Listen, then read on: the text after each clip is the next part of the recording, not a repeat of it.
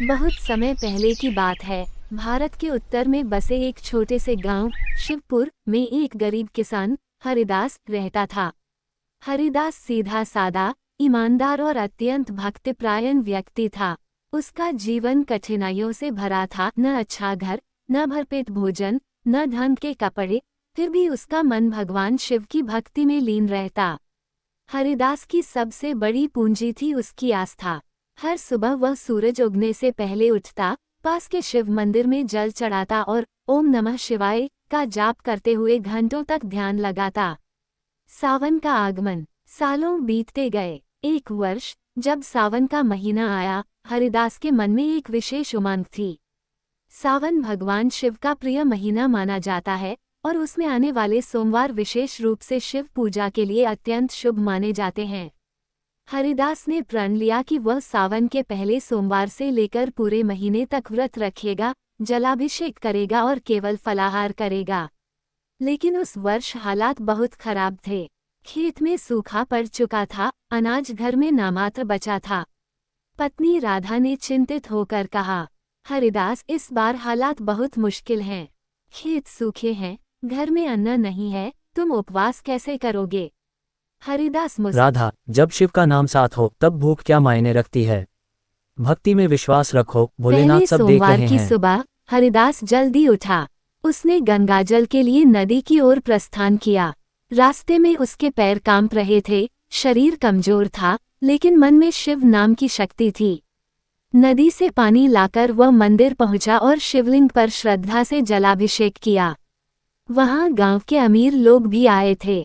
कोई दूध चढ़ा रहा था, कोई सोने चांदी के बेलपत्र, लेकिन हरिदास ने सिर्फ गंगाजल और बेलपत्र चढ़ाए।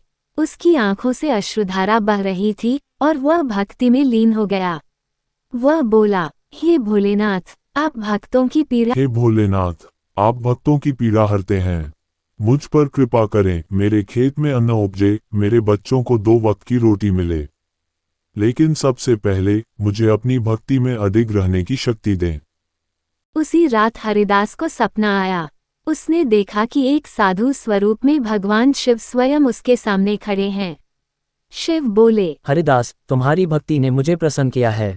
तुमने बिना किसी स्वार्थ के मेरी उपासना की। जाओ, कल सुबह अपने खेत की मिट्टी को देखो, वहां मेरी कृपा का प्रमाण मिलेगा। हरिदास सुबह नींद से उठकर भागता हुआ खेत पहुंचा।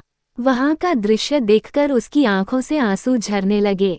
धान चमत्कार। जहां बीते दिनों सूखी पड़ी जमीन थी, वहां हरियाली छा चुकी थी। मिट्टी गीली थी और नन्ही नन्ही पौध निकल रही थीं। ये किसी चमत्कार से कम नहीं था। गांव के लोग दौड़े आए। सब हैरान थे। हरिदास बोला, ये सब शिव बाबा की कृपा है। मैंने कुछ नहीं किया, बस उनकी भक्ति की है। ये खबर पूरे क्षेत्र में फैल गई। हरिदास का घर शिव भक्तों का तीर्थ बन गया। हर सोमवार को लोग उसके साथ व्रत रखते, मंदिर में आरती करते और शिव महिमा का गुणगान करते। डिजी गांव में बदलाव। हरिदास की भक्ति और भगवान शिव की कृपा से पूरा गांव बदलने लगा। लोग ईमानदार बन गए, दूसरों की मदद करने लगे। झगड़े खत्म हो गए, मंदिर की सेवा बढ़ गई और गांव शिवपुर वास्तव में शिव में हो गया। गांव के प्रधान, जो पहले हरिदास को तुच्छ समझते थे, एक दिन उसके पास आए और बोले, हरिदास, तुमने हमें भक्ति का सच्चा अर्थ सिखाया है। हम सब ने भगवान को बाहरी रूप से पूजना सीखा था, लेकिन तुमने दिखाया कि सच्ची पूजा अंतःकरण से होती है। हरिदास विनम्रता से बोला, मैं तो बस एक निमित्त हूँ। सच्चा चमत्कार तो भोलेनाथ करते हैं। सावन का आखिरी सोमवार आया। पूरे गांव ने सामूहिक उपवास रखा। हरिदास ने मंदिर में विशेष पूजा की। उसी रात भगवान शिव पुनः स्वप्न में आए। शिव बोले, हरिदास, मैं तुम्हारी भक्ति से अत्यंत प्रसन्न हूँ। मांगो, क्या वरदान चाहिए? हरिदास हाथ जोड़कर बोला, हे प्रभु, मुझे कुछ नहीं चाहिए, बस आप मुझे सदा अपनी भक्ति में लगे रहने दें। मेरे गांव में कभी कोई भूखा न सोए और सभी में प्रेम बना रहे। शिव मुस्कुराए और बोले, तथास्तु। ये गांव अब सदा शिव में रहेगा। चमकता सितारा शिवपुर का यश। समय बीता, हरिदास वृद्धा हुआ, फिर एक दिन भगवान शिव का नाम लेते हुए समाधि में लीन हो गया। कहते हैं, उसके शरीर से सुगंध फैलने लगी और मंदिर की घंटियां स्वयं बज उठीं। उस दिन से हर सावन के पहले सोमवार को हरिदास उत्सव मनाया जाता है, जिसमें दूर दूर से लोग आकर भक्ति करते हैं, व्रत रखते हैं और शिवलिंग पर जलाभिषेक करते हैं।